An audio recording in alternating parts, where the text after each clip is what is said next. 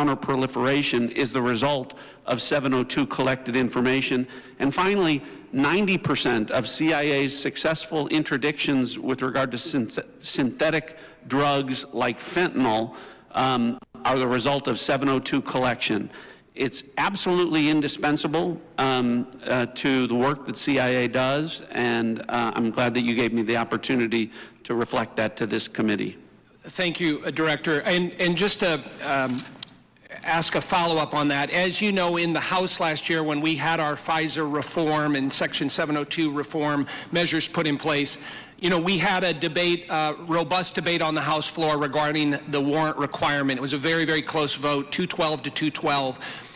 Director Ratcliffe, what can you tell our members to alleviate and reassure them on, again, the harm that a warrant requirement would do to 702? Well, Congressman, it would impose a de facto ban on lawfully querying previously collected data to find threats against U.S. persons and government officials. So that would be, again, catastrophic to our efforts to keep our community safe.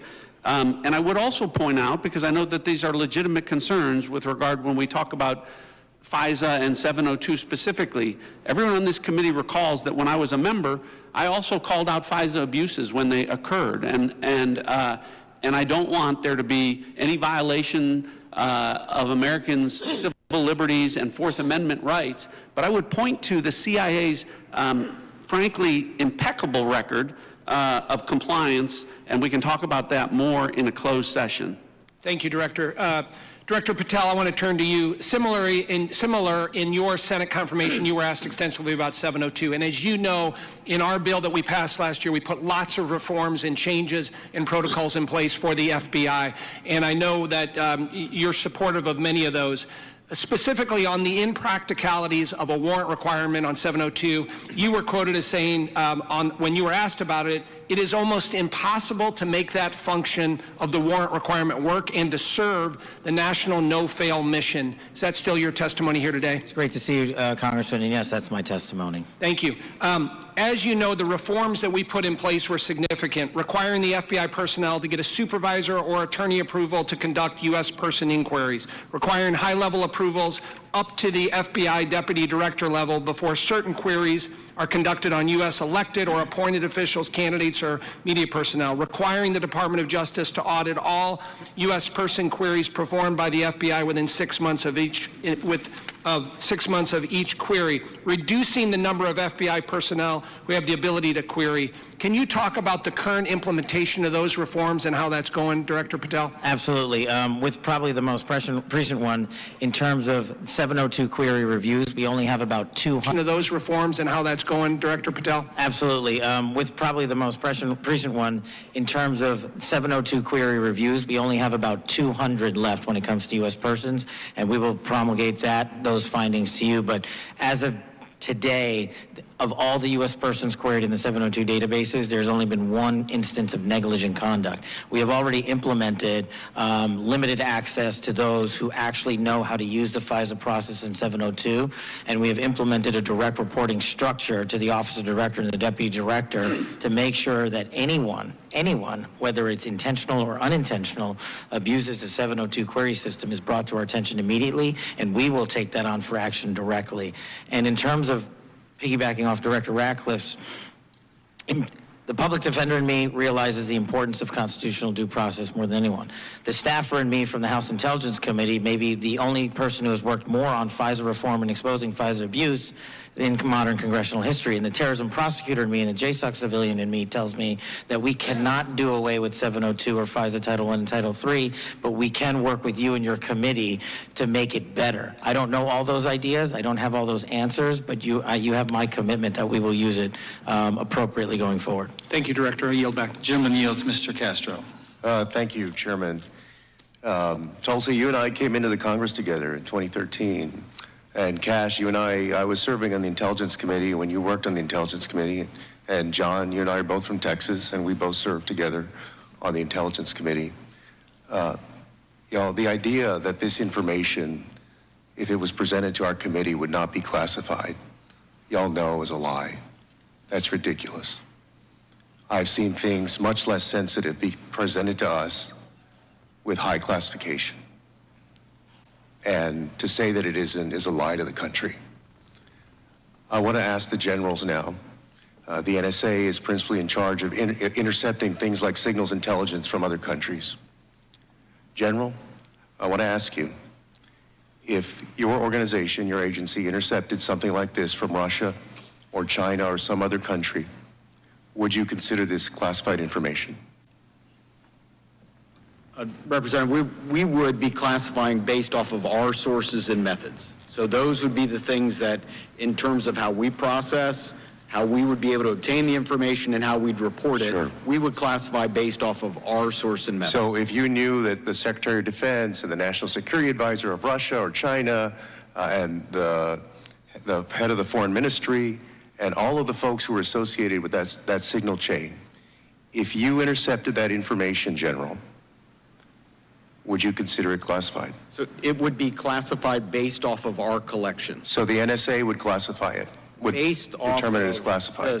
the protection of our own source and method, not necessarily based off the content, but how we collected that information. But it would be classified.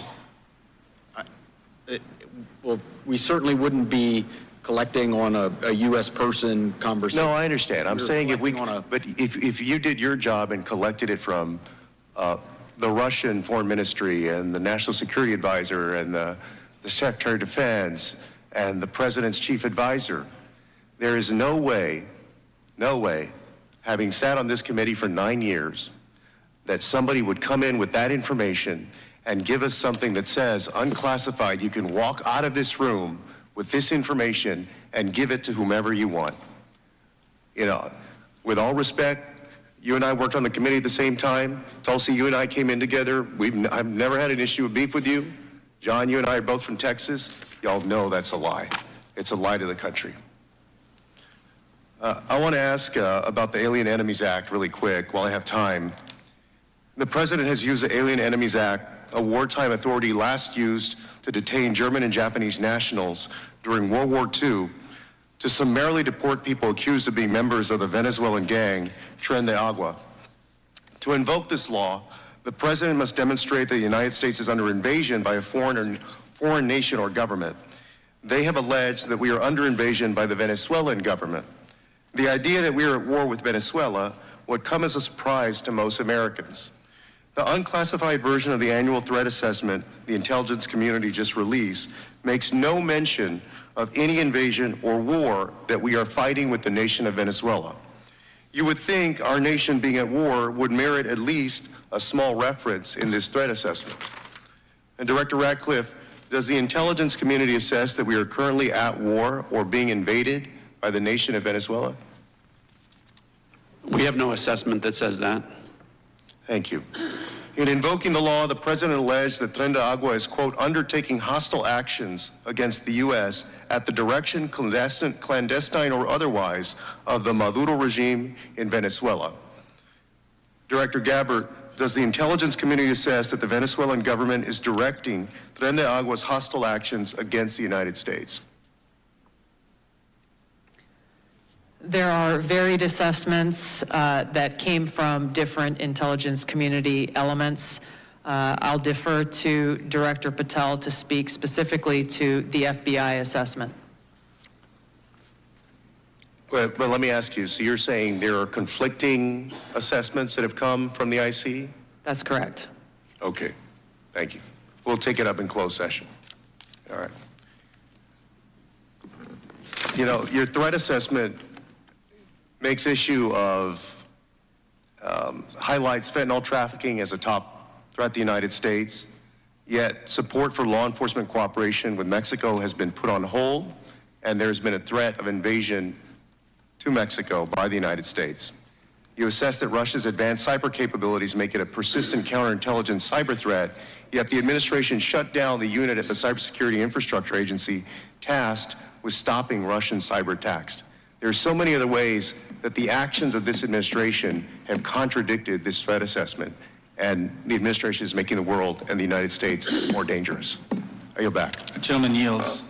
Gentleman from Pennsylvania, Mr. Fitzpatrick. Thank you, Chairman Crawford. Thank you to all of our witnesses for being here. I look forward to working with each and every one of you to keep our country and our planet safe. I wanted to carry on the topic of Section 702 reauthorization. Representative LaHood and I did a lot of work on